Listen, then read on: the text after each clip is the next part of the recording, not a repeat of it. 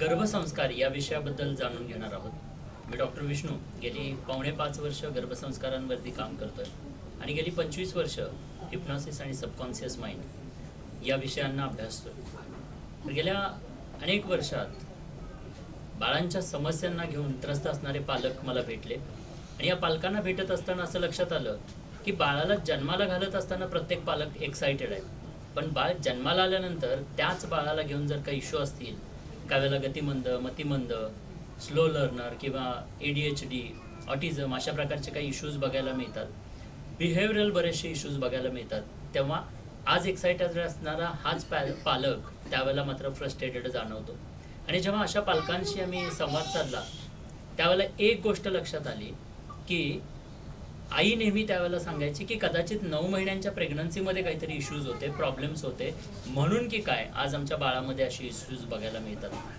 आणि हे जेव्हा अनेक महिलांकडून मला ऐकायला मिळालं की ज्यांच्या 9 महिन्यांच्या जर्नीमध्ये काही इश्यूज होते, स्ट्रेस होता, तणाव होता, काही फॅमिली इश्यूज होते, त्या बाळावरती सुद्धा तशा प्रकारचा काही प्रभाव आपल्याला जाणवतो. आणि मग त्यातनं असं लक्षात आलं की कुठेतरी प्रेग्नन्सीचे 9 महिने आणि डिलिव्हरी नंतरचा काळ यांचा काहीतरी संबंध आहे. आणि मग याच्यावरती आम्ही रिसर्च करायला सुरुवात केली आणि रिसर्चमध्ये असं लक्षात आलं की वेगवेगळ्या देशांमधले कल्चर्स प्रेग्नन्सीचे 9 महिने अनुभवत असताना एक गोष्ट लक्षात आली की निश्चितच गर्भात असताना बाळावरती जे काही इमोशनल, त्या आईच्या माध्यमातून इमोशन्स ज्या काही भेटत आहेत त्याचा परिणाम होत आहे.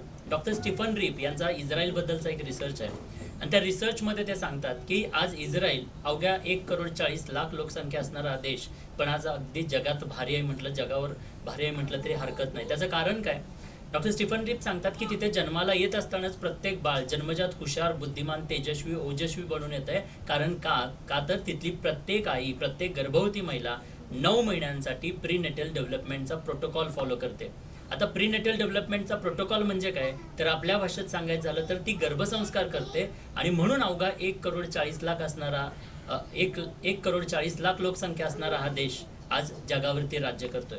पण तिथे आपण जर आपल्या भारताशी कम्पेअर केलं तर ज्या देशात हजारो वर्षांपासून या गर्भसंस्कारांच्या विधीबद्दल सांगितलं गेलं, इतिहासातले अनेक उदाहरण आपण पाहतो, पण आपल्या भारतात मात्र आज याच गर्भसंस्कारांच्या विधीला घेऊन आपल्यातली आजची स्त्री जी आहे ती अनभिज्ञ आहे. तिला याचं जाणीव नाहीये. तो मौल्यवान असा 9 महिन्यांचा जो काळ आहे तो कुठेतरी ती मिस करते. आणि म्हणून या गर्भसंस्कारांवरती काम करण्याचा निर्णय घेतला. जर आज आपण भारताची लोकसंख्या पाहिली तर आपण जवळजवळ 150 करोडांवरती पोहोचलोय. म्हणजे आबादी वाढते पण देश आबाद होत नाहीये. जेव्हा एखादं ऑलिम्पिक पदक आपण बघतो, कॉम्पिटिशन्स होतात, त्यावेळेला आपल्या लक्षात येतं की आज आपण कुठे आहोत. याचा अर्थ काय, क्वांटिटी वाढते पण क्वालिटीचं काय. बाय बर्थ आपण शारीरिक डेव्हलपमेंटसाठी प्रत्येक गर्भवती स्त्री काम करते. आता शारीरिक डेव्हलपमेंट म्हणजे काय, जसं की आपण प्रेग्नन्सीची गुड न्यूज मिळाल्यानंतर डाएट, आहारामध्ये आपण चेंज करतो, त्याचबरोबर वॉकिंग, एक्सरसाइज या गोष्टी करायला लागतो. डॉक्टरांच्या सल्ल्यानुसार आपण सप्लिमेंट्स घेतो, मेडिसिन्स घेतो. इतकंच काय, तर बाळाची जी काही वीकली ग्रोथ आहे, शारीरिक ग्रोथ मॉनिटर करण्यासाठी आपण सोनोग्राफी करतो, स्कॅनिंग करतो. म्हणजे बाळाच्या फिजिकल डेव्हलपमेंटला घेऊन आपल्यातली प्रत्येक गर्भवती महिला ऍक्टिव्ह आहे किंवा ती काही ना काहीतरी करते. मग प्रश्न हा येतो की बाळ काही फक्त शरीरानं जन्माला येते का, तर नाहीये. बाळ शरीरासोबत अंतर्गत व्यक्तिमत्व घेऊन येत आहे. तो बाय बर्थ मेंटल, इमोशनल आणि इंटलेक्च्युअल डेव्हलपमेंट जी आहे ती देखील त्या गर्भातूनच घेऊन येत आहे. मग त्या मेंटल, इमोशनल आणि इंटलेक्च्युअल डेव्हलपमेंट बद्दलचं काय, अंतर्गत व्यक्तिमत्व जे बाळाचं आज बाय बर्थ बनतंय त्याच्याबद्दलचं काय. आणि म्हणून या गोष्टींसाठी सुद्धा काम केलं गेलं पाहिजे. कारण mind and body is a one system. मन आणि शरीर हे काही एक सिस्टीम आहे आणि ह्या दोघांच्या डेव्हलपमेंटसाठी काम केलं गेलं पाहिजे, जे की काम आज केलं जात नाहीये. आणि म्हणून मी या गर्भसंस्कार या विषयावरती रिसर्च करायला सुरुवात केली आणि आज आमचा रिसर्च पेपर पब्लिश आहे. याच्यावरती सांगायलाच अभिमान वाटतो की ही जी काही 4.5 वर्षापूर्वी केलेली सुरुवात होती याला जगभरातून उत्कृष्ट प्रतिसाद मिळतोय. 18 पेक्षा अधिक देशातील 2.5 लाखांपेक्षा अधिक कपल्सनी ही कार्यशाळा अनुभवली.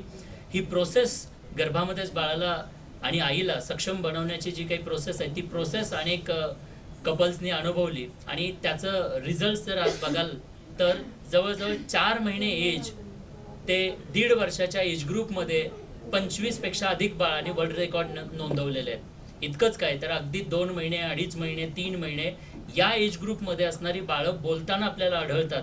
तसे अनेक व्हिडिओज किंवा तशा पालकांच्या प्रतिक्रिया आपल्याला बघायला मिळतात.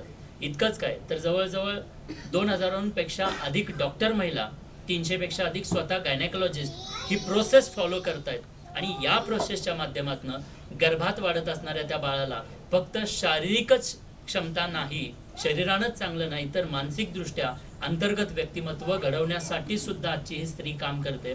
आणि जेव्हा स्त्री 9 महिन्यांच्या या कालावधीमध्ये कणखर आणि खंबीर असेल, तेव्हा निश्चितच जन्माला येणारी ही पिढी कणखर आणि खंबीर बनलेली असणार आहे. आणि म्हणून पहिल्यांदा आई ग्रेट बनली पाहिजे. प्रेग्नंट महिलेला 9 महिन्यांच्या काळामध्ये happy, active, creative, energetic, peaceful, stable, positive आणि कन्सिस्टंट राहिलंच पाहिजे. बरेचदा गर्भसंस्कार हा विषय आपल्या समोर येतो त्यावेळेला कॉमन जनतेला असं वाटतं की गर्भसंस्कार म्हणजे काहीतरी पूजापाठ, गर्भसंस्कार म्हणजे एखादा धार्मिक विधी. पण गर्भसंस्कार म्हणजे कोणता धार्मिक विधी नाहीये. खऱ्या अर्थानं गर्भसंस्कार म्हणजे काय तर आईचं मानसिकदृष्ट्या त्या प्रेग्नन्सीच्या काळामध्ये कणखर आणि खंबीर असं राहणं आहे. सर्वसाधारण जर बघितलं तर की प्रेग्नन्सीच्या काळामध्ये हार्मोनल इम्बॅलन्सेस होतात आणि या हार्मोनल इम्बॅलन्समुळे मूड स्विंग्स होणं, ताणतणाव येणं, डिप्रेशन, एन्झायटी, स्ट्रेस अशा प्रकारच्या काही गोष्टी घडत असतात. पण हे घडणं कॉमन आहे. बट हे घडत असताना सुद्धा त्या स्त्रीनं स्वतःला कसं मानसिकदृष्ट्या कणखर आणि खंबीर ठेवलं पाहिजे हे या कार्यशाळेच्या माध्यमातून मी आज शिकवतोय आणि अनेक कपल्सना हे शिकवलेलं आहे. त्यामुळे गर्भवती जेव्हा 9 महिन्यांसाठी मानसिकदृष्ट्या कणखर बनलेले असते तेव्हा निश्चितच त्याचा चांगला प्रभाव आणि परिणाम त्या गर्भात वाढत असणाऱ्या बाळावरती होत असतो. आपण म्हणतो ना की एक कुंभार रॉ मातीच्या गोळ्याला आकार देतो आणि एक माता पोटच्या गोळ्याला आकार देण्याचं काम करते. कारण जोपर्यंत ते बाळ त्या स्त्रीच्या प्लॅसेंटाला अटॅच आहे तोपर्यंत ते कोणतं इंडिपेंडंट पर्सनॅलिटी नाहीये, ते कोणी वेगळं व्यक्तिमत्व नाहीये, तर ते त्या स्त्रीच्या शरीराचा हिस्सा आहे. आणि जोपर्यंत हे बाळ त्या स्त्रीच्या शरीराचा हिस्सा आहे तोपर्यंत त्या स्त्रीच्या भावनांचा, अंतर्गत गोष्टींचा त्या बाळावरती प्रभाव आणि परिणाम होतोय. आणि म्हणून जोपर्यंत ते गर्भात वाढत आहे, त्या स्त्रीच्या प्लॅसेंटाला अटॅच आहे, तोपर्यंत बदल घडवता येणं शक्य आहे. पण एकदा का ती नाळ कापली की आपण फक्त त्या इंडिपेंडंट जन्माला आलेल्या बाळाला सांगू शकतो, बदलू शकत नाही. पण बदल जर करायचा असेल, काही चांगल्या गोष्टी जर का बाय बर्थ द्यायच्या असतील तर ते मात्र गर्भातच करता येणं शक्य आहे. इतिहासातलं एक उदाहरण आहे, आपल्याला माहिती आहे, भक्त प्रल्हादांची स्टोरी आपल्याला माहिती आहे. खऱ्या अर्थानं भक्त प्रल्हादांचे वडील कोण तर हिरण्यकश्यप म्हणजे एक राक्षस. राक्षसाचं बीज असताना सुद्धा आई प्रेग्नन्सीच्या या काळामध्ये 9 महिने त्या बाळाला जे काही एन्व्हायरमेंट देते, साधू संतांच्या त्या आश्रमातलं एन्व्हायरमेंट देते, त्याचा प्रभाव आणि परिणाम काय होतो तर जन्माला आलेलं बाळ भगवान स्वरूप भक्त प्रल्हाद म्हणून गणलं जातं. तर हे परिवर्तन घडवण्याची ताकद जी आहे ती एका स्त्रीकडे आहे. आणि म्हणून या स्त्रीला प्रेग्नन्सीच्या काळामध्ये विशेष महत्त्व दिलं गेलं पाहिजे. इस्रायल बद्दलचं मी सांगत होतो. इस्रायलमध्ये सर्वसाधारण तिथल्या समाजामध्ये आता त्या देशामध्ये असं कल्चर आहे की प्रेग्नन्सीची गुड न्यूज मिळाल्यापासून ते डिलिव्हरीपर्यंत त्या स्त्रीला फक्त आनंदित ठेवण्याचं काम केलं जातं. ती पूर्ण वेळ जसं आपण लॉकडाऊनमध्ये क्वारंटीन होतो तसं ती पॉझिटिव्ह एन्व्हायरमेंटमध्ये 9 महिन्यांसाठी क्वारंटीन राहते. आणि प्रत्येकाकडून, फक्त घरातल्यांकडूनच नाही तर समाजातल्या प्रत्येकाकडून त्या स्त्रीला आनंदित ठेवण्याचं कार्य केलं जातं. त्यामुळे मला वाटतं की आपल्या घरात आज आपल्या देशातली परिस्थिती आपण पाहतो की सासू सुनेचे भांडणं असतात किंवा अजून काही परिस्थिती असते आणि त्याचा परिणाम त्या स्त्रीवरती मानसिक खच्चीकरणासाठी होत असतो. पण खऱ्या अर्थानं फक्त ती स्त्री मानसिकदृष्ट्या कमकुवत बनत नाहीये, तर अशा काळामध्ये जर का स्त्री कमकुवत बनत असेल तर येणारा तो वंशाचा दिवा, तो किंवा ती येणारा वंशाचा दिवा आपण म्हणतो, ते बाळ जे आहे ते सुद्धा मानसिकदृष्ट्या त्या बाळाचं सुद्धा मानसिकदृष्ट्या खच्चीकरण होत असतं. आणि म्हणून प्रत्येकाने, घरातले सासू सासरे असोत किंवा नवरा असो किंवा समाजामध्ये सुद्धा या प्रकारचं त्या गर्भवती स्त्रीला विशेष महत्त्व दिलं गेलं पाहिजे. खऱ्या अर्थानं ज्या आज कॉर्पोरेट्स आहेत, कॉर्पोरेटमध्ये सुद्धा जर का एखादी गर्भवती महिला असेल तर त्या गर्भवती महिलेच्या चेहऱ्यावरती आनंद कसा येईल, ती हॅपी कसं राहील, हे त्या तिथे असणाऱ्या प्रत्येक स्टाफनं आणि प्रत्येक व्यक्तीनं पाहिलं पाहिजे. बसमध्ये जरी एखादी गर्भवती महिला आपल्याला भेटली तर तिथे सुद्धा तिला विशेष दर्जा दिला गेला पाहिजे, तिला तिच्या आनंदासाठी काम केलं गेलं पाहिजे. कारण मी नेहमी म्हणतो, अगर देश को बेहतर बनाना है तो पहले इस देश की हर गर्भवती माँ को बेहतर बनना होगा. और छत्रपति शिवाजी महाराज जी जैसी ग्रेट संतान को पाना है तो पहले माँ जिजाऊ बनना होगा. कारण जोपर्यंत माँ जिजाऊ बनणार नाहीयेत तोपर्यंत शिवबा आपल्याला भेटणार नाहीयेत. त्यामुळे खऱ्या अर्थानं एक आई सक्षम आणि कणखर बनली पाहिजे आणि त्या आईला मानसिकदृष्ट्या भावनिकदृष्ट्या या प्रेग्नन्सीच्या काळात कणखर आणि खंबीर बनवण्याचं कार्य आज मी आणि माझी संपूर्ण टीम करत आलोय आणि त्याचे अप्रतिम असे रिझल्ट्स आपल्याला बघायला मिळतात. ज्या गर्भवती स्त्रियांनी त्यांच्या या 9 महिन्यांच्या प्रेसेस अशा काळामध्ये ही प्रोसेस फॉलो केली, त्यांची जी बाळं आहेत तीच बाळं आज काहीतरी वेगळं करताना आपल्याला आढळतात. इतर बाळांपेक्षा वेगळेपणा त्यांच्यामध्ये आज जाणवतो. अनेक पिडियाट्रिशियन आहेत ते सांगतात, स्वतः ज्या गर्भवती महिला आहेत, डॉक्टर गर्भवती महिला आहेत, त्या सुद्धा सांगत असतात की पिडियाट्रिशियन स्वतः असताना आज त्यांच्या बाळामध्ये जे काही बदल आहेत आणि इतर बाळांमध्ये जे बदल आहेत त्या तो खूप मोठा फरक दिसतो. WHO न बाळांसाठीचा माइलस्टोन ग्रोथ चार्ट दिलेला आहे, पण तो माइलस्टोन चार्टच्या पेक्षाही ज्या गर्भवती स्त्रीनं 9 महिन्यांमध्ये आनंदी राहून काही कार्य केलेलं आहे तिची बाळं मात्र अतिशय वेगळी जाणवतात किंवा तो माइलस्टोन खूप आधी पूर्ण करताना जाणवतात. सो आईला खऱ्या अर्थानं हे 9 महिने जे मिळालेले आहेत ते डिझायनर म्हणून मिळालेले आहेत. ज्या पद्धतीनं कुंभार त्या मातीच्या मडक्याला आकार देऊन प्रोसेसमध्ये असताना हवं त्या साईजचं, हवं त्या शेपचं, हवं त्या कपॅसिटीचं, हवं त्या क्वालिटीचं बनवू शकतो, पण कधी जोपर्यंत ते रॉ आहे त्याला आकार देत असताना प्रोसेसमध्ये असताना एकदा का कुंभारानं त्या मातीच्या भांड्याला शेकलं की त्याची बाय बर्थ कपॅसिटी आपण बदलू शकत नाही. अगदी तसंच जोपर्यंत हे बाळ त्या स्त्रीच्या प्लॅसेंटाला अटॅच्ड आहे तोपर्यंत बाय बर्थ कपॅसिटी ज्या आहेत ते आपल्याला बदल करता येणं शक्य आहे. म्हणजे बदल हा प्रोसेसमध्ये आपल्याला घडवता येतो, बनल्यानंतर नाही.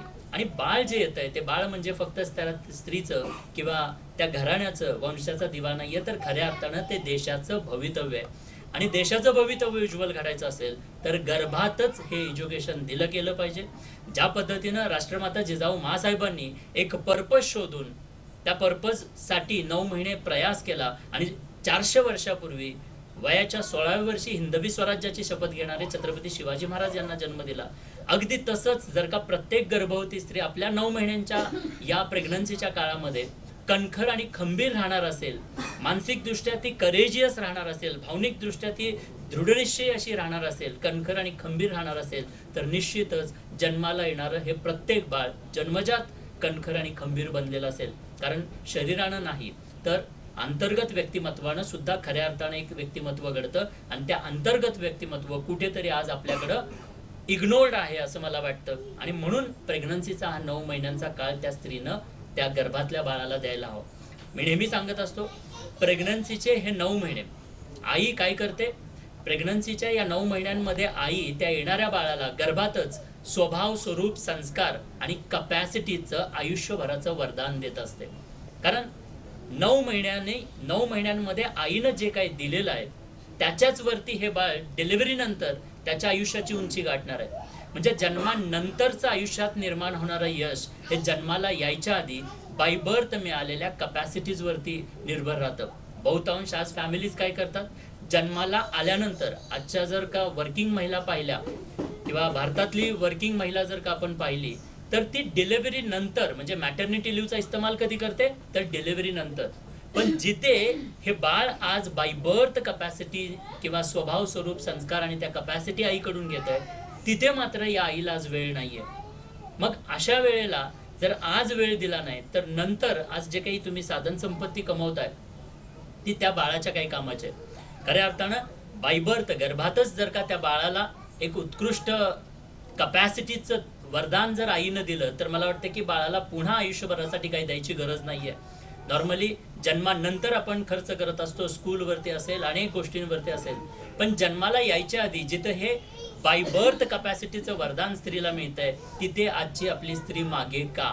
आज खऱ्या अर्थानं जर पाहिलं तर अनेक गोष्टी कल्चर बदललं. मॅटर्निटी फोटोशूटला आपण हजारो लाखो रुपये खर्च करत असतो, पण या मॅटर्निटी फोटोशूटचा त्या बाळाच्या आयुष्यात कितपत प्रभाव आणि परिणाम पडतोय, बाळाला त्याचा काही फायदा होतोय का, आपण त्याचा कधीच विचार केला नाही. पण आमच्या आनंदासाठी, टेम्पररी आनंदासाठी आम्ही इकडे खर्च करतो किंवा इकडे या गोष्टींसाठी वेळ देतो. पण जिथे तुमचं बाळ तुमच्या भावनांमधून, तुमच्या कृतींमधून, तुमच्या विचारांमधून तुमच्या गर्भात जन्मजातच स्वभाव, स्वरूप, कपॅसिटीज आणि संस्कार घेऊन येतं त्यावेळेला मग दुर्लक्ष का? खऱ्या अर्थानं त्याच्यासाठी सुद्धा जागरूकपणे प्रत्येक स्त्रीनं, प्रत्येक त्या पित्यानं काम करणं आवश्यक आहे. आणि प्रेग्नन्सी म्हणजे फक्त एका स्त्रीचाच काम आहे असं नाही, तर घरातल्या प्रत्येकाचं किंवा समाजातल्या प्रत्येकाचं किंवा त्या पतीचं सुद्धा काम आहे. आणि त्यासाठी आज जर पाहिलं तर बरेचदा मला विचारलं जातं की नेमका पतीचा रोल काय.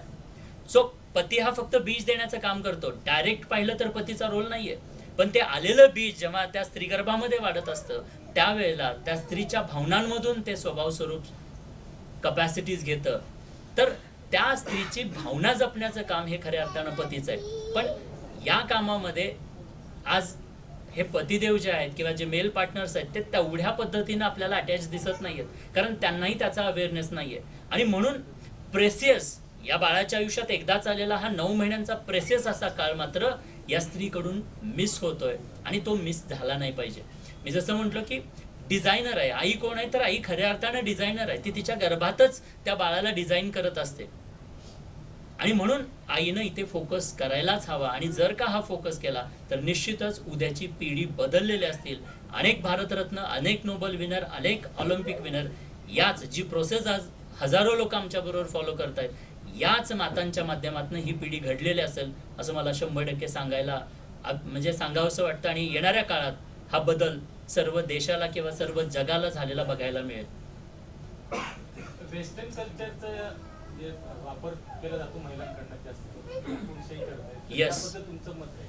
निश्चित आता वेस्टर्न महिलाही पीत असतात, गरोदर असले तरी ते करत असतात, तर त्याच्यावर अगदी बरोबर आहे. कारण फक्त जसं मी भावनांवरती बोलतोय, आहाराच्या माध्यमातून शारीरिक डेव्हलपमेंटला किंवा जे न्यूट्रिएंट्स त्या बाळापर्यंत पोहोचतायत त्याचाही परिणाम होत असतो.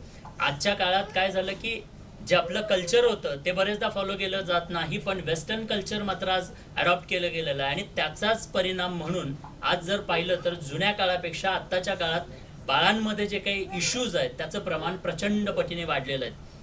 मग हा प्रभाव कशाचा आहे तर ह्या वेस्टर्न कल्चर जे काही फॉलो केलं गेलं त्याचाच प्रभाव आणि परिणाम आपल्याला बघायला मिळतो की ADHD जवळजवळ 30% बाळांमध्ये हा आजार जन्मजात बघायला मिळतो.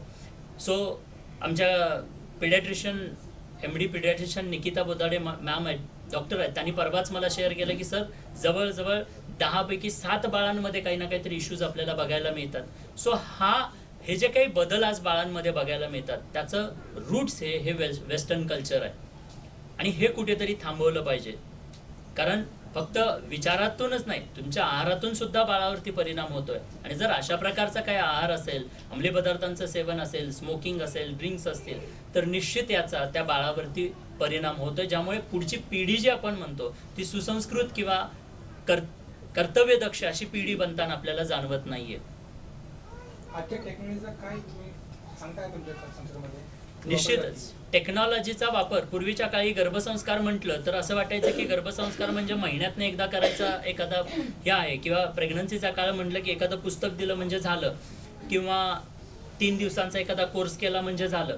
पण खऱ्या अर्थानं बाळ एका दिवसात वाढतं का? नाही वाढत. बाळ वाढण्यासाठी निसर्गानं 9 महिन्यांचा काळ दिलेला आहे. मग हे 9 महिने त्या स्त्रीला जोडलेलं असताना त्या बाळाला जोडली जाणारी प्रत्येक सेल ही आईकडून येते.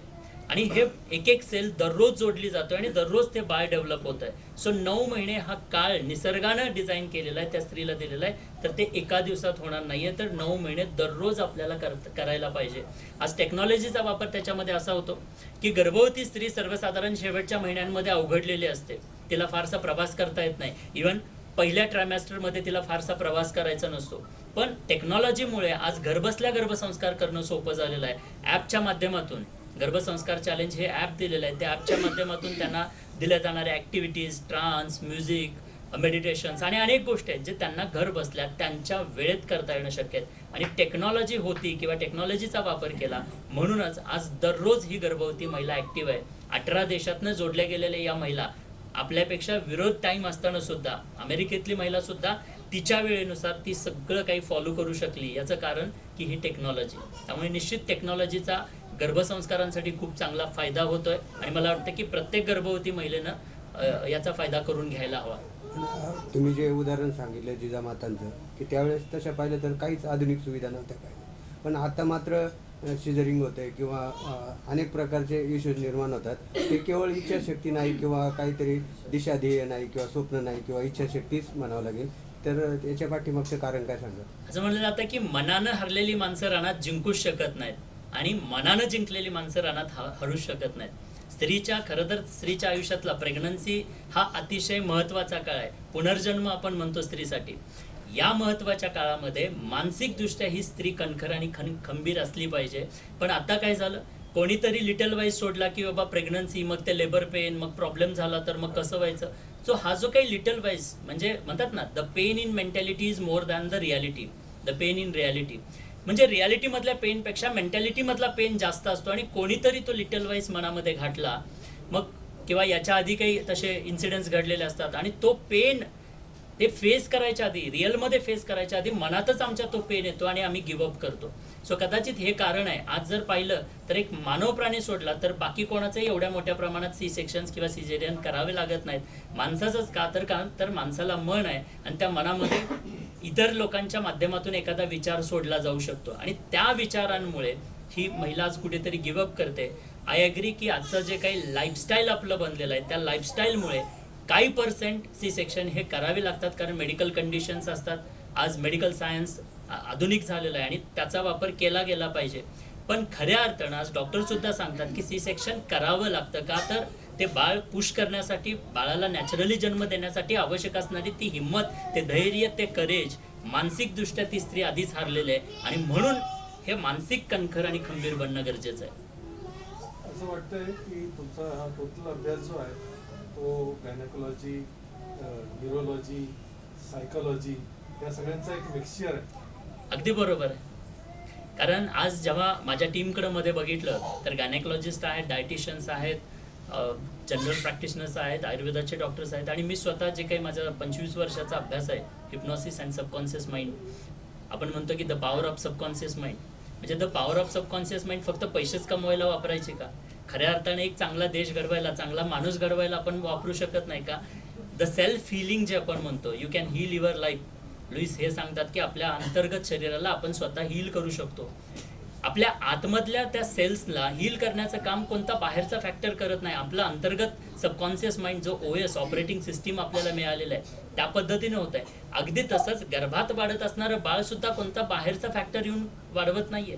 तर त्या स्त्रीच्या शरीरामधला जो काही ऑपरेटिंग सिस्टीम आहे, तिला जे काही वरदान मिळालेलं आहे त्याच्या पद्धतीनेच त्या युट्रसमध्ये बाळ वाढत आहे. मग ते वाढत असताना तिनं जर का तिच्या सबकॉन्शियस माइंडचा चांगला वापर केला आणि त्या बाळाला व्हिज्युअलाइज करण्यासाठी म्हणा किंवा बाळाच्या हिलिंगसाठी, बाळाच्या चांगल्या बनण्यासाठी, ग्रोथसाठी, स्वतःच्या चांगल्या आरोग्यासाठी जर का तसं प्रकारचं काही अफर्मेशन्स, तशा प्रकारचे काही व्हिज्युअलायझेशन, तशा प्रकारच्या काही गोष्टी करायला सुरुवात केल्या तर निश्चितच ती स्त्री एका चांगल्या बाळाला घडवू शकते.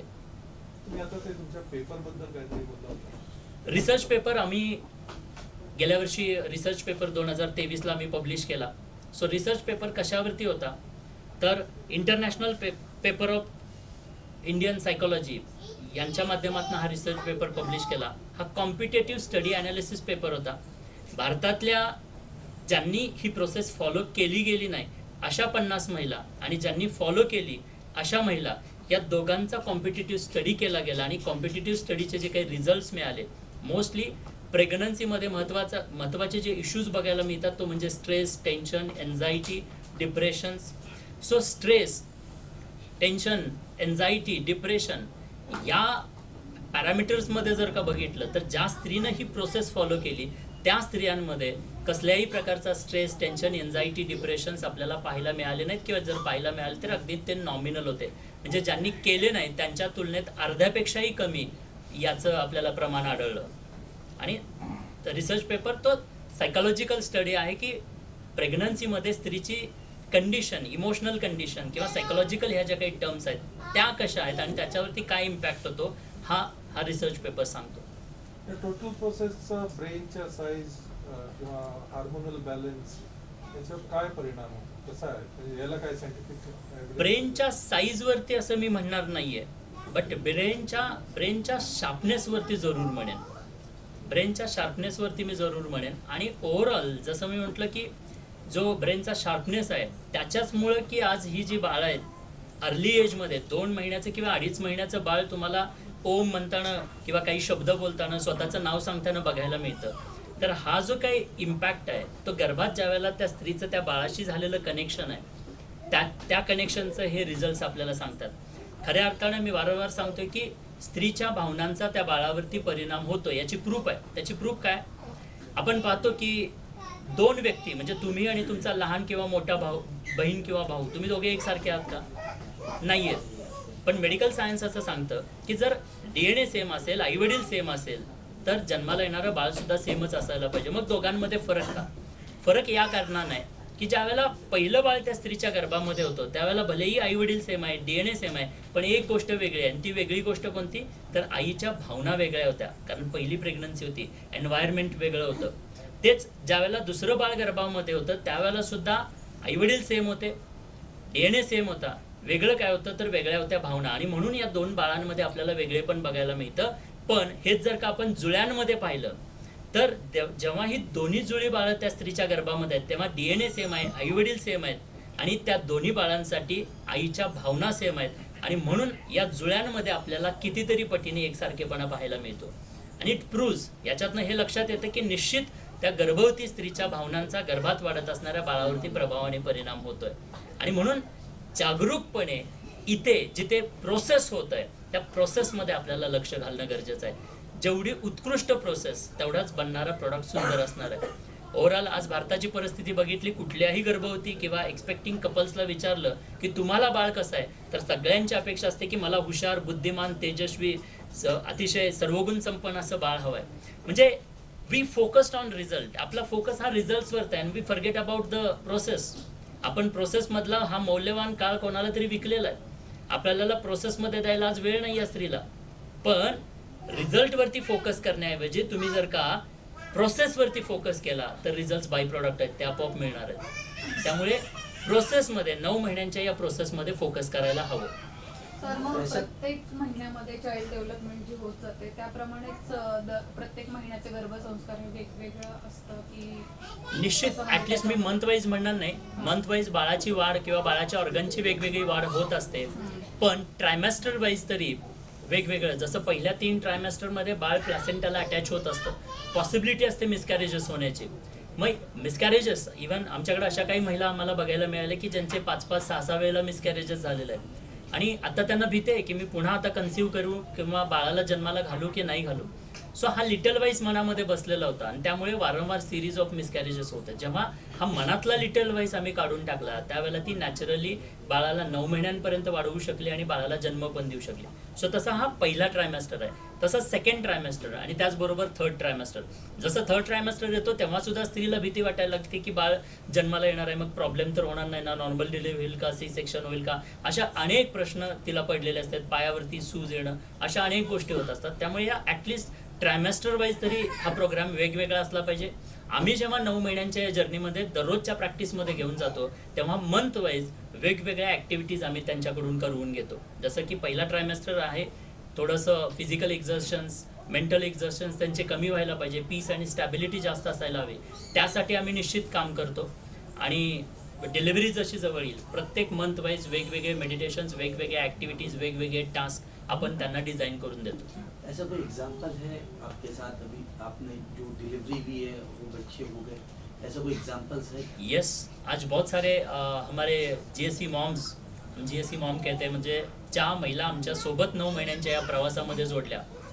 इवन इनफॅक्ट जे बाळ पहिल्यांदा 2 महिन्याचं असताना काही ओम बोलत होतं तर त्यांची आई आणि ते बाळ स्वतः आलेलं आहे, आपण ते पाहू शकतो.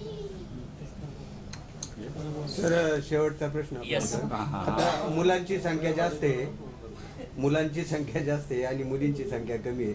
म्हणजे मुली मिळत नाही आणि मुलांची संख्या जास्त आहे. याच्यात तुम्ही गर्भसंस्कारमध्ये काही मेसेज देता का? हा प्रश्न जरी आजचा असला तर याच्यासाठीचं कर्तृत्व काही वर्षापूर्वीच आहे. म्हणजे काही वर्षापूर्वी ज्यावेळेला गव्हर्नमेंटनं कोणते नियम लावलेले नव्हते त्यावेळेला जे काही घडलं, त्या पिढीनं जे काही केलं त्याचे रिझल्ट्स आता आपण बघतोय की आज मुलींची संख्या कमी आहे. पण सुदैवानं गव्हर्नमेंटनं त्याच्यावरती प्रतिबंध आणले आणि आज ही परिस्थिती बदलताना आपल्याला जाणवते. त्यामुळे मुलगा किंवा मुलगी हा प्रश्नच उरत नाही, कारण कोणतीही मुलगी आज कुठल्याही बाबतीत कुठे मागे राहिलेली नाही आहे. सो देशाचं नाव मोठं करत असताना जेवढी मुलगा करू शकतो, मला वाटतं की आजच्या काळात त्याच्याही पेक्षा जास्त मुलगी करू शकते. येस,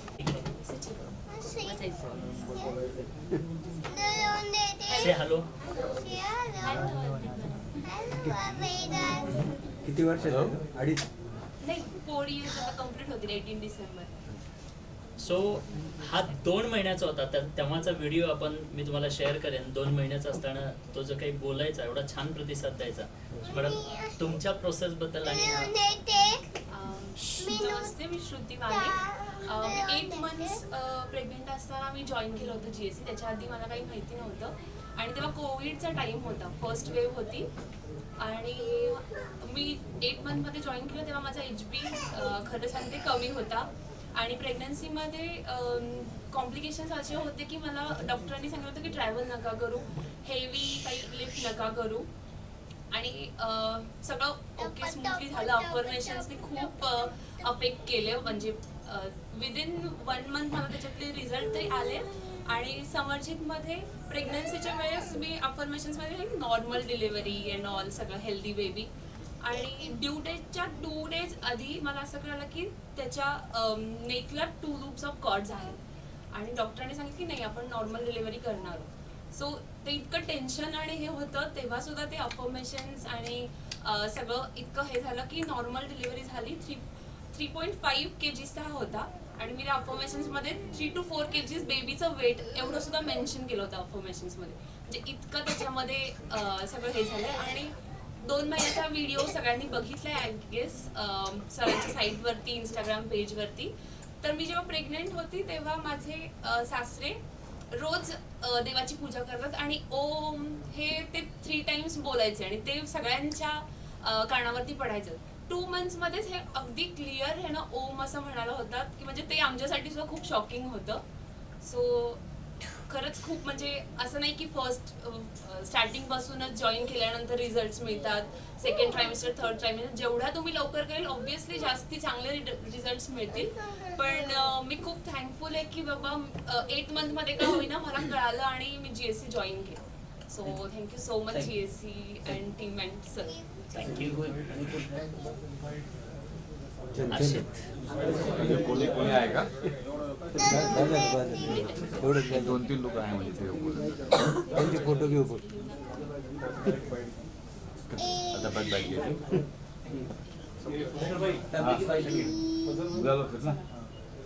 एक मिनिट. त्याची काही ट्रॉफी ते आणले का? आरशीची सर्टिफिकेट आहे.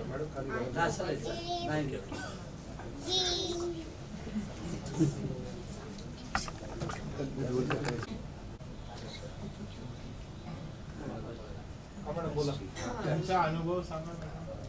नमस्कार, माझं नाव अमृता राजेश शिंदे. तर मी 5 months प्रेग्नेंट असताना GSC जॉईन केलं होतं. मग गर्भसंस्कार तर करायचेच होते पण कोणते करायचे माहिती नव्हतं. सरांचा एक वेबिनार पाहिला तर त्यामध्ये सरांनी सांगितलं होतं की बाळाला जन्म तुम्ही बाय चान्स देताय का बाय चॉईस देताय, ते तुमची मर्जी आहे. मग सरांच्या या एका वाक्यावरच मी at the time webinar start असतानाच पैसे वगैरे भरून टाकले आणि जॉईन केलं. त्याच्यानंतर मग खूप छान चालली रुटीन, कारण पहिले 4 महिने तर मी फक्त झोपून काढले होते कारण काहीच करत नव्हते, एवढा आळस यायचा. पण नंतर 5व्या महिन्यात जेव्हा जॉईन केलं तेव्हा भरपूर ॲक्टिव्हिटीज असल्यामुळं आणि बाळाच्या ब्रेन डेव्हलपमेंटसाठी आणि सर जे जे सांगायचं ते सगळं पटायला लागलं. म्हणजे तुम्ही जे करताय ते बाळाच्या फ्युचरसाठी करताय तर तुम्हाला स्वतःला ॲक्टिव्ह राहावं पाहिजे म्हणून ब्रेन डेव्हलपमेंट ॲक्टिव्हिटीज केल्या, सगळं केलं, जे जे पेंटिंग वगैरे आहे ते सगळं केलं. त्याच्यानंतर 6व्या महिन्यात जो ॲनोमनी स्कॅन झाला प्रेग्नंट असताना त्याच्यामध्ये असं दिसून आलं की बाळाचं गॉल ब्लॅडर नाही आहे. ते प्रत्येक स्कॅन 6वा झाला, 7वा झाला, 8वा झाला, 9वा झाला, एकाही स्कॅनमध्ये दिसलं नाही. मग त्याच्यानंतर 6वा झाल्याच मी सरांना कॉल केला, पर्सनल कॉल, की सर असं असं झालंय की आणि गॉल ब्लॅडर दिसत नाही आहे बाळाचं, काय करूया.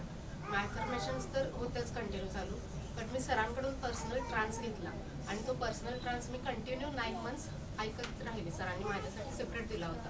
9 months नंतर डिलिव्हरी झाली. डिलिव्हरी झाल्यावर एक बाळाचा स्कॅन असतो, छोट्या बाळाचा. सोनोग्राफी केली पहिली जन्मल्यावर पण त्यातही दिसलं नाही. आणि हायडा स्कॅन म्हणून असतो तो केला 7 days बेबी असताना, तर त्याच्यामध्ये मग दिसून आलं की बाळाला गॉल ब्लॅडर आहे.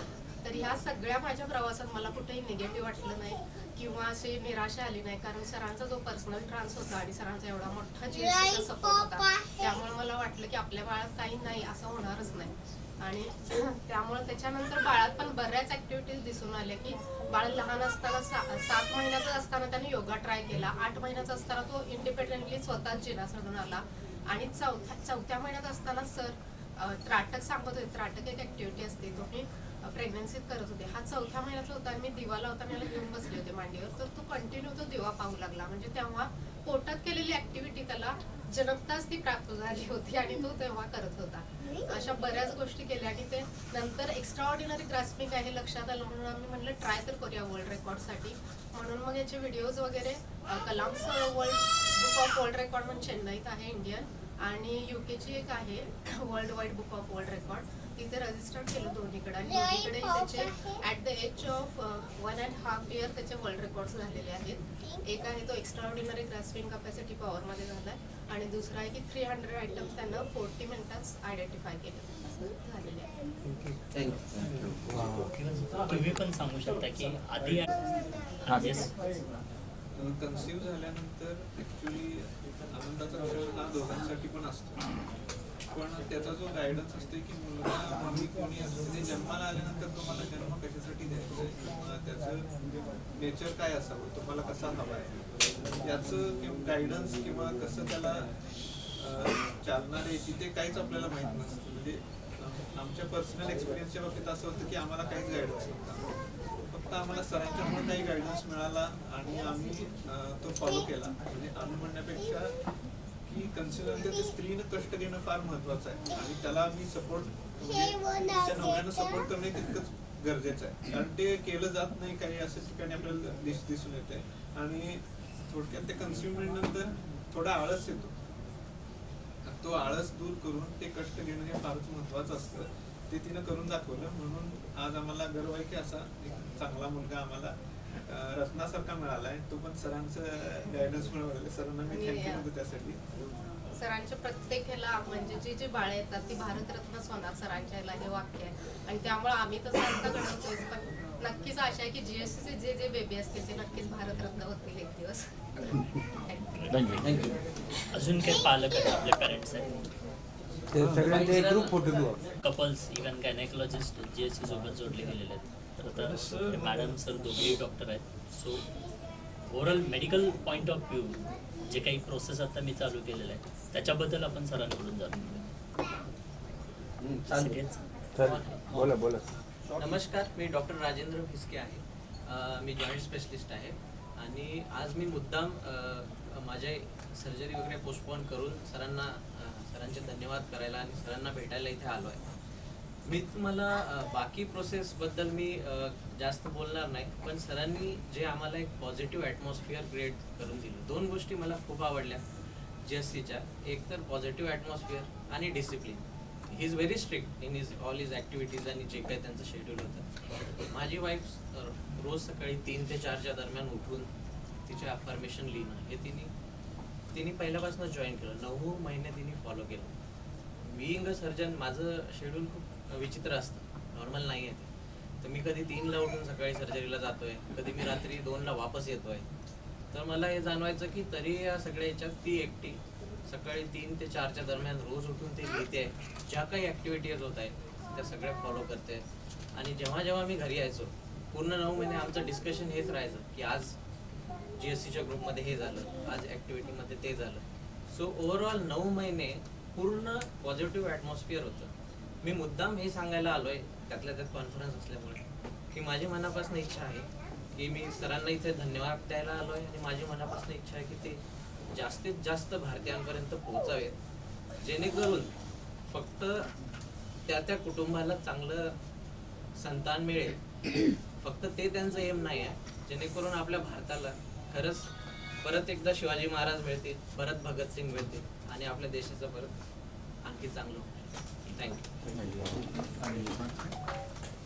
नमस्कार, मी डॉक्टर आरती फिसके. मी GSC माझ्या 4th मंथ ऑफ प्रेग्नन्सीमध्ये जॉईन केलं होतं. तर मी खूप अँक्शियस होते जेव्हा मी फाइंड आउट केलं की मी प्रेग्नेंट आहे. ही माझी फर्स्ट प्रेग्नन्सी होती. तर मी स्वतः डॉक्टर आहे, मी बरेच व्हिडिओज पाहिले होते, पण सरांचं जे वेबिनार मी बघितलं ते खूपच अपिलिंग होतं आम्हा दोघांसाठी पण. तर आम्ही एकही म्हणजे क्षण विचार न करता आम्ही लगेचच रजिस्ट्रेशन केलं आणि GSCचं असं आहे की they are full of positivity. तर माझे इनिशियल जे स्कॅन्स होते त्यामध्ये काही मायनर कॉम्प्लिकेशन्स होते. तर internet is open to everybody. तर मी सर्च केलं तर it is full of negativity. मी गुगलवरती सर्च केलं तर internet will first give you the worst possibility. मी काही गायनॅकशी कन्सल्ट केले, माझे फ्रेंड्स. तर सगळेजण पहिले worst possible case to be on safer side worst सांगतात. पण जे GSCमध्ये मी जेव्हा माझ्या क्वेरीज टाकल्या ते all were so positive.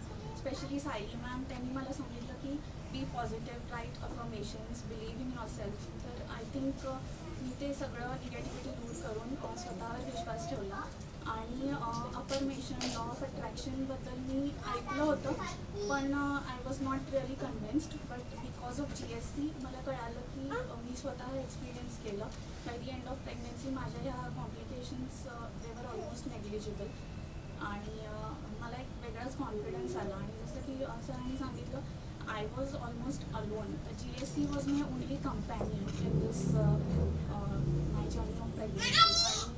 I think प्रेग्नन्सीमध्ये एका स्त्रीला इमोशनल, मेंटल सपोर्टची खूप गरज असते. आणि आता आपण जे वर्किंग मदर्स आहेत तर I was working almost 8.5 months I was working. तर त्यावेळी GSC was my companion, my friend. म्हणजे कधीही रात्री 12 वाजता जरी क्वेरी आली तरी GSCची टीम अवेलेबल आहे. तर मी अर्ज करेन सगळ्या ज्या no matter what profession, I think joining GSC is must. कारण it is full of positivity, it is full of support which you need in your journey of pregnancy. And I am immensely thankful and grateful to Vishnu sir for giving this positivity and this charm in our life. Thank you so much. Thank you so much. Actually आम्ही इथे आलो की would like to attach with GSC for further दिस. आणि खरंच मला असं वाटतं की जे सर काम करतात आणि जे मनापासून होत आहेत. ॲक्च्युली बिईंग सर्जन तुम्हाला मी फ्रँकली सांगतो, गर्भसंस्कार हे जे ऐकल्यानंतर आहे त्याच्यानंतर जो माझा थॉट प्रोसेस होता की हां तुम्ही आता ह्या पूजा सांगणार, 1 महिन्याची ही पूजा करा, तर सेकंड ट्रायमेस्टरला हे, त्याच्यामध्ये माझा काही फारसा विश्वास नाही. त्याच्या आधी एक वेबिनार सांगितलं होतं, त्याच्यानंतर मी गर्भसंस्कारचा विषय बाजूला ठेवला होता. मला वाटलं होतं हे नाही आहे. पण एका संडेला सरांचा होता आणि माझ्या वाईफने म्हटलं की तसंही तुम्ही घरी आहे, तसं तर तुम्ही नसतं आहे, तर तुम्ही 1 तास बसायला. मी सरांचं ऐकलं आणि ही विचार करत होती माझी वाईफ की आपण जॉईन करायचं की नाही. तोपर्यंत मी पेमेंट करून दिली होती सरांची की आपल्याला करायचंच. कारण मला जे काय ते बोलले असं वाटलं की हा माणूस मनापासून बोलतोय आणि जे काय बोलतोय ते मनापासून त्यांचं करण्याची त्यांची करण्याची इच्छा आहे.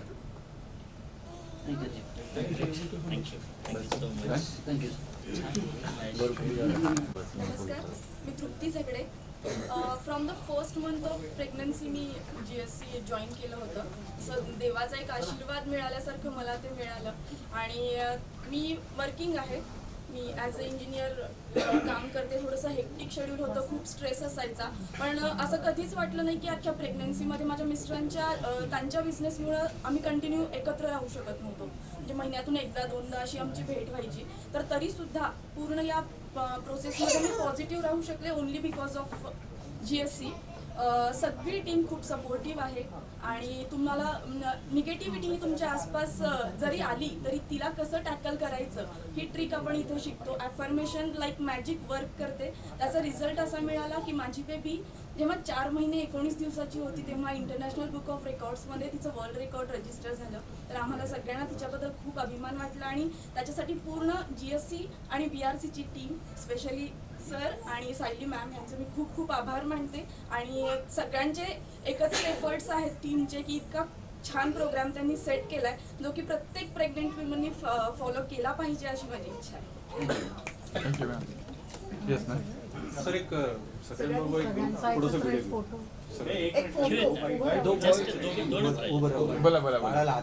यस मैम बोला. हेलो, मेरा नाम रीमा बोरा है. सो हमने GSC ज्वाइन किया था तभी कोविड पीरियड ही था. एक्चुअली मैंने प्री प्रेगनेंसी में ज्वाइन किया था. I was just in planning phase end हमेशा से करना था गर्भ संस्कार, तो वीडियोस वगैरह देखते थे कि क्या कैसे करना है, बट इट वाज नॉट प्रैक्टिकल. तो हमने ये सर का जब वेबिनार देखा तो हमने इमीडिएटली ज्वाइन किया उसको. एंड सर का जो वेलकम कॉल होता है, अभी आपने इतने लोगों से सुना नेगेटिविटी नहीं आती है, तो मैं सिर्फ एक ही चीज़ बोलूँगी कि वेलकम कॉल में ही सर बता देते कि नेगेटिविटी से दूर रहना है, no negative news, no negative channels, कुछ भी नेगेटिव से दूर रहना है हमेशा। और सेकेंडली उन्होंने जो बताया कि हम दोनों से एक्टिविटी कराई उन्होंने कि पहले तो तुम लोग बच्चा चाहिए पर क्यों चाहिए, उसका पर्पस होना चाहिए। बच्चा तो हर कोई पैदा करता है, बट हमारा बच्चा स्पेशल क्यों होना चाहिए, वो उन्होंने बताया। तो वो एक हिट कर गया कि नहीं हमको भी करना है, और वो एक्टिविटी करके हमारे में भी बॉन्डिंग बढ़ा। सो और बाकी प्रेगनेंसी में अगर कुछ भी डाउट्स होते हैं तो ग्रुप होता है, व्हाट्सएप ग्रुप होता है, प्लानिंग फेज का ग्रुप, या फिर first trimester, second trimester, third trimester. मुझे फर्स्ट जब प्लानिंग का अभी तक याद है कि जैसे ही मैंने ग्रुप में डाला कि I have conceive and we were planning from a year, तो इतने लोग खुश हो गए, मतलब जैसे कि हम हमेशा सर बोलते हैं कि GSC इज़ अ फैमिली। तो एक लेडी ने मुझे कॉल किया, उसने मुझे पूछा कि even I am planning from 1 year, आपने क्या क्या किया मुझे बताओ। तो मैंने उससे बात की और हम लोग देखा भी नहीं एक दूसरे को, कभी कुछ बात नहीं, नाम भी नहीं जानते, but we connected so nicely. 1 घंटा हम लोग एक दूसरे से बात कर रहे थे जैसे कि वो मेरी पुरानी फ्रेंड है।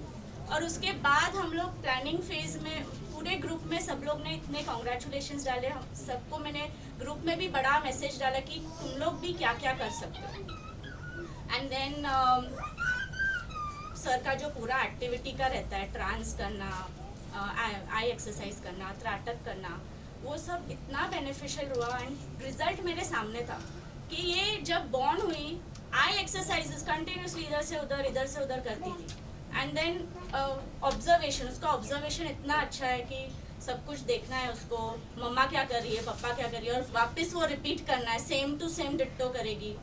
फिर वो पेन का हमेशा ऐसे करती थी, I am a teacher, so pen मैंने बहुत यूज़ किया है, और वर्किंग वुमेन थी मैं, तो हमेशा ऐसे ऐसे करती रहती थी। लेग मूवमेंट, जैसे कि लेग में ऐसे एक्सरसाइज करती थी मैं हमेशा प्रेगनेंसी में, लाइक विथ माई फुट, मैं अभी हाथ से दिखा रही हूँ, वो हमेशा फुट से ऐसे करती थी। सो दैट वाज लाइक इतना अमेजिंग था ना वो सब देखना। और शांत है हमेशा, कोई भी कभी भी कहीं पे भी जाओ शांत रहती है, हमेशा अंडरस्टैंडिंग है, उसको ज़्यादा मुझे बताने नहीं पड़ता है, एक लाइन में वो समझ जाती कि हाँ ऐसा ऐसा है। और मैं ये बताना चाहती हूँ सबको कि मुझे ये टी-शर्ट भी मिला था GSC की तरफ से, this is designer of my baby. So I had one in pregnancy itself. फिर ये सर का बुक है, उसमें भी मेरा आर्टिकल सर ने डाला है, तो बहुत प्राउड मोमेंट होता है। Thank you. मैं सिर्फ एक ही बात बताऊंगी कि हाँ So GSC is a one-stop solution for all the problems, and you get courage and confidence in all the 9 months to face any difficulty. नमस्कार, माझं नाव प्रणिता आणि ही माझी बेबी आहे। आत्ता ती 2 इयर्स कंप्लीट होईल, बट आय एम आता हे सगळ्यांनी GSC बद्दल ऑलरेडी इन्फॉर्मेशन तर दिलीच आहे सगळ्यांनी की हाऊ इट इज बेनिफिशियल। मला एक म्हणजे माझा एक्सपिरियन्स फक्त शॉर्टमध्ये मी सांगते। सो मी 4th मंथमध्ये जॉईन केलं होतं आणि त्यावेळेस मला स्वतःला असा डाऊट होता की ह्या सगळ्या ॲक्टिव्हिटीज करून खरंच त्याचे रिझल्ट्स आपल्याला मिळणार आहेत का।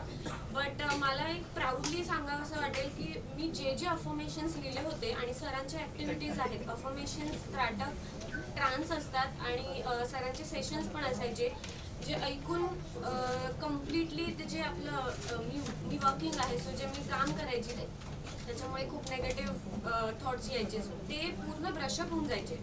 आणि अफर्मेशन्स ही अशी गोष्ट आहे की मी ते अजूनही फॉलो करते डेली बेसिसवरती। आणि माझं जे लाईफबद्दल अफर्मेशन्स लिहिते, not only for my baby, but मी जे काही अफर्मेशन्स लिहिते ते सगळं खरं झालं आहे आत्तापर्यंत। सो हे मी सांगताना पण माझ्या अंगावर काटा येतं लिटरली, कारण मी माझ्या बेबीबद्दल जे डिस्क्राईब केलं होतं एक्झॅक्टली तेच आहे, म्हणजे त्याचं रिझल्टच आहे। इवन आम्ही कुठेही बाहेर गेलो, इवन हॉटेलमध्ये वगैरे पण, तर आम्हाला लोक येऊन विचारतात की ही 1.5 वर्षातच A to Z सगळं बोलायला लागले विथ ग्रामर। म्हणजे मराठी ग्रामर ती प्रॉपर यूज करून सगळं बोलते, सगळं ॲड्रेस करते. सो हे मी नाही पाहिले अजून तरी माझ्या एक्सपिरियन्समध्ये की 1.5-2 वर्षांचं बेबी एवढं शुद्ध बोलू शकतं, एवढे सगळे ॲक्टिव्हिटीज करू शकतं.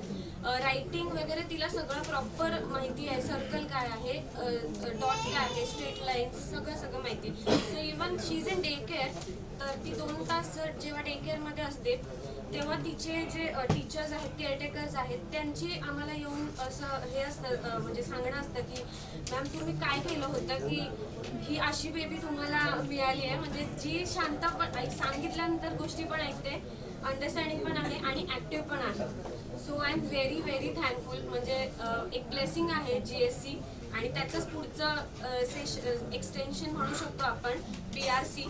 तर BRC मधून पण खूप जास्त गोष्टी मिळाल्या ज्यामुळे आम्ही क्रिएटिव्ह झालोय moms. After being mom creativity आयुष्यातली खूप संपून जाते असं सगळ्या मॉम्स रिलेट करते.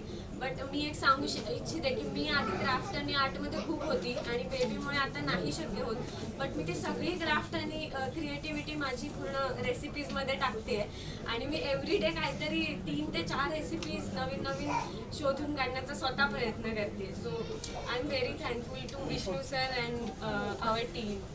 Thank you so much.